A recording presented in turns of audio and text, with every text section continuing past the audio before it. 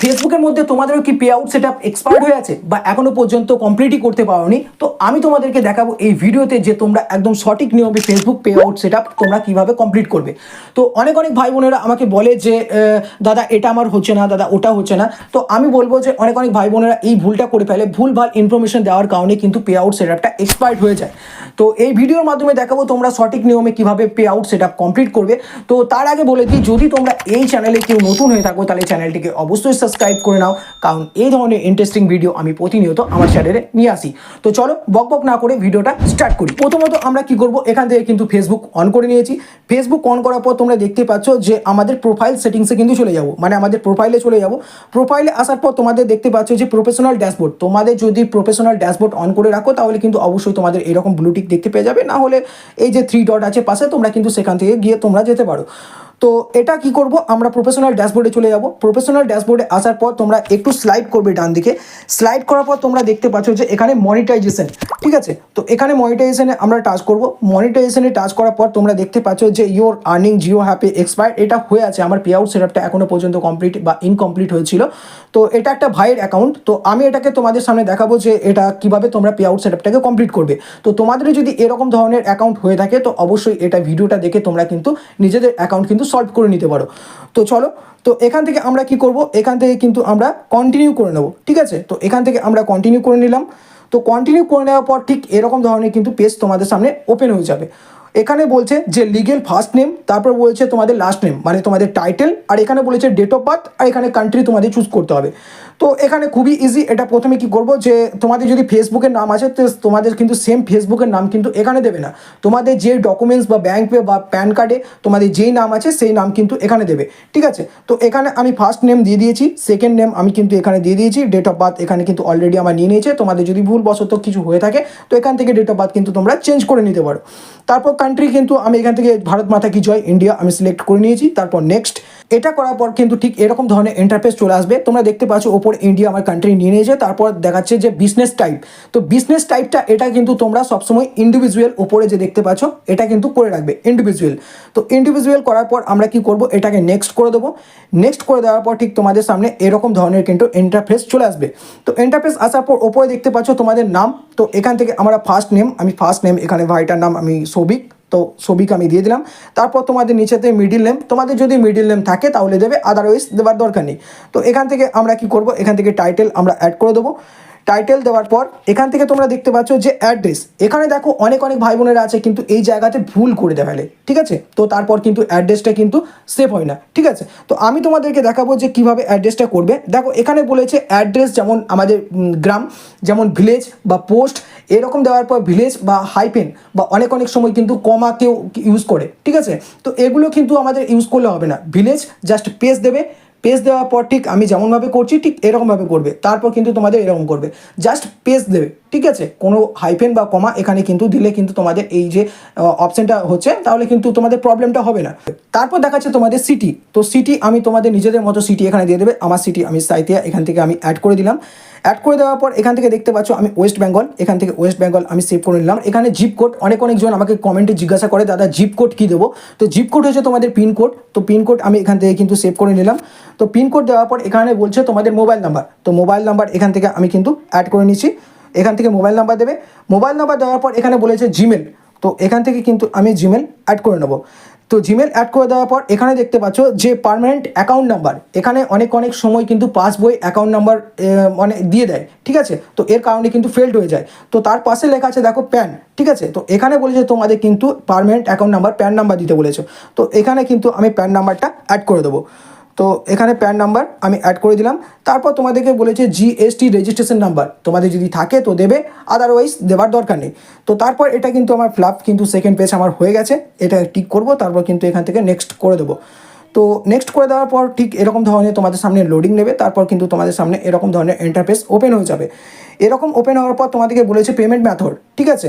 তো এখান থেকে তোমাদের তিনটি অপশন আসবে, একটা হচ্ছে ব্যাঙ্ক ট্রান্সফার, একটা হচ্ছে ওয়্যার ট্রান্সফার, আর একটা হচ্ছে লিঙ্ক পেপ্যাল অ্যাকাউন্ট। এখানে ব্যাঙ্ক ট্রান্সফার, এখানে কিন্তু ম্যাক্সিমাম মানুষেরই কিন্তু ব্যাঙ্ক অ্যাকাউন্ট থাকে। তো ব্যাঙ্ক অ্যাকাউন্ট যদি আমরা এখানে অ্যাটাচ করি তাহলে কিন্তু $25 যদি মিনিমাম আমরা ফেসবুকের মধ্যে আর্ন করি তাহলে কিন্তু $25 মিনিমাম আমরা মানে পে আউট করতে পারবো। আর এখানে বলেছে আর একটা ওয়্যার ট্রান্সফার, যেটা হচ্ছে আমরা সুইফট ট্রান্সফার করি, সেখানে ম্যাক্সিমাম আমাদের $100 কিন্তু কমপ্লিট করতে হবে, তবে কিন্তু আমরা টাকা এখান থেকে তুলতে পারবো। তো তারপর বলেছে এখানে পেপ্যাল অ্যাকাউন্ট লিঙ্ক, তো ম্যাক্সিমাম মানুষের কিন্তু পেপ্যাল অ্যাকাউন্ট থাকে না, তাই এটার সঙ্গে কোনো ব্যাপার নেই।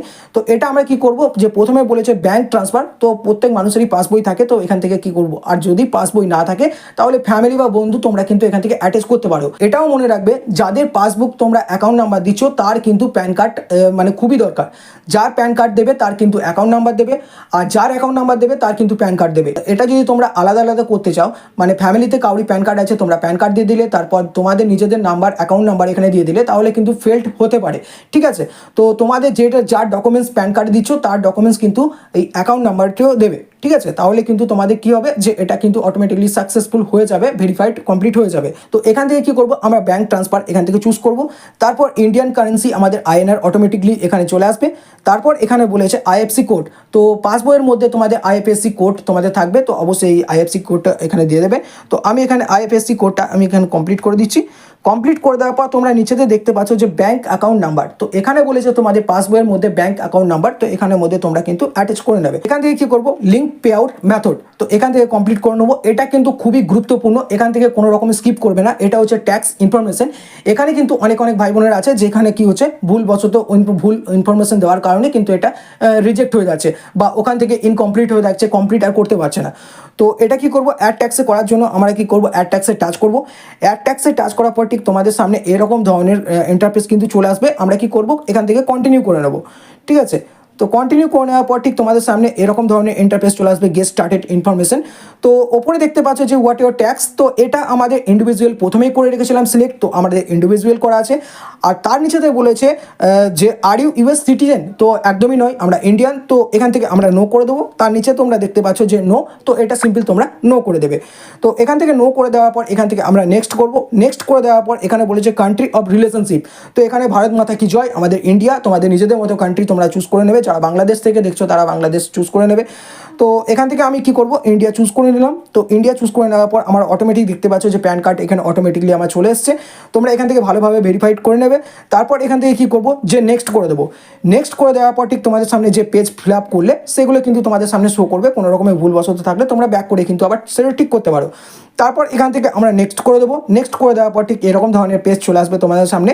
তারপর এখানে বলেছে যে লোকেশন ওয়্যার সার্ভিস, তো এখান থেকে ফার্স্টে যে তোমরা দেখতে পাচ্ছ 0% সার্ভিস উইল বি ফিজিক্যালি, তো এটা কি করব, যে 0% এটাকে কিন্তু আমরা সিলেক্ট করব, তারপর নেক্সট করে দেবো। নেক্সট করে দেওয়ার পর তোমরা নিচের দিকে একটু স্ক্রল ডাউন করবে। স্ক্রল ডাউন করার পর তোমরা দেখতে পাচ্ছ যে এখানে সিগনেচার। এবার সিগনেচার হচ্ছে অনেক জনের কিন্তু ফেসবুকে যে নাম আছে অ্যাঞ্জেল প্রিয়া বা রকস্টার, এরকম ধরনের বিভিন্ন রকমের নাম থাকে। তো তোমরা কিন্তু এরকম সিগনেচার করবে না, তোমাদের ডকুমেন্টসে যেই সিগনেচার আছে, মানে তোমাদের যেটা অরিজিনাল নাম সেটা কিন্তু এখানে দিয়ে দেবে। যেমন আমি এখানে অ্যাটাচ করে দিলাম। এটা করে দেওয়ার পর তোমরা দেখতে পাচ্ছ ওপরে যে টিক অপশানটা আছে এখানে কিন্তু তোমরা টাচ করবে। এখানে টাচ করে দেওয়ার পর নিচেতে যে নেক্সট, তো আমি এখান থেকে নেক্সট করে দেবো। নেক্সট করে দেওয়ার পর ঠিক তোমাদের সামনে এরকম ধরনের পেজ কিন্তু ওপেন হয়ে যাবে। তোমরা যে ফর্মটা ফিল আপ করলে তার কিন্তু ফর্ম অটোমেটিকলি এখানে ফিল হয়ে যাবে, তোমাদের সামনে কিন্তু একটা ফর্ম চলে আসবে। তো তোমরা এটা ভালোভাবে দেখতে পারো, চেক করতে পারো তোমরা যেই সব ফিল আপ করলে। তো এখানের মধ্যে আমার অলরেডি সব ঠিকই আছে। তো এখান থেকে কী করবো, সাবমিট আমরা ফর্ম করে দেবো, ঠিক আছে। তো সাবমিট ফর্ম করে দেওয়ার পর আমাদের সামনে ঠিক এরকম ধরনের পেজ কিন্তু ওপেন হয়ে যাবে। তোমরা দেখতে পাচ্ছ যে ওপরে দেখতে পাচ্ছ যে your tax information is complete, তো গ্রিন টিক তোমরা দেখতে পাচ্ছ ইয়োর ট্যাক্স ইনফরমেশন আমার কমপ্লিট, কিন্তু ট্যাক্স ইনফরমেশনও কমপ্লিট হয়ে গেছে। প্লাস এখান থেকে তোমাদের যদি কোনো রকমের ভুল থাকে বা তোমরা যদি পিডিএফ নিতে চাও তাহলে এই যে দেখতে পাচ্ছ ভিউ পিডিএফ, আর এখান থেকে তোমরা কিন্তু আপডেটও করতে পারো। তো এখান থেকে আমরা কি করব, নিচেতে দেখতে পাচ্ছ তোমরা ডান অপশন, তো এখান থেকে ডান করে দেবো। তো দেখতেই পাচ্ছ আমার খুব সহজে কিন্তু pay out set up complete হয়ে গেছে। আর তোমাদের যদি কোনো রকমের যেখানে প্রবলেম হচ্ছে সেখানে আমাকে কমেন্টের মাধ্যমে বলবে, আমি অবশ্যই তোমাদেরকে রিপ্লাই দেওয়ার চেষ্টা করব। করব। তো এখান থেকে আমি রিফ্রেশ করার পর দেখতেই পাচ্ছ যে আমাদের যে এক্সপায়ার ব্যাপারটা ছিল সেটা কিন্তু চলে গেছে। আর তোমাদের অনেক জনারই কিন্তু আছে যে এই ব্যাপারটা কিন্তু হয়ে আছে। তো অবশ্যই এই ভিডিওটা দেখে কিন্তু তোমরা এই মানে প্রবলেমটা কিন্তু সলভ করে নিতে পারো। তো এই ছিল আজকের ভিডিও। আশা করছি তোমাদের ভিডিওটা ভালো লেগেছে। যদি ভিডিওটা ভালো লেগে থাকে তাহলে অবশ্যই একটা লাইক করে দেবে, আর এই চ্যানেলে নতুন হয়ে থাকলে চ্যানেলটিকে সাবস্ক্রাইব করবে। তো চলো দেখা হচ্ছে পরের ভিডিওতে। ভালো থাকবে, সুস্থ থাকবে, টাটা।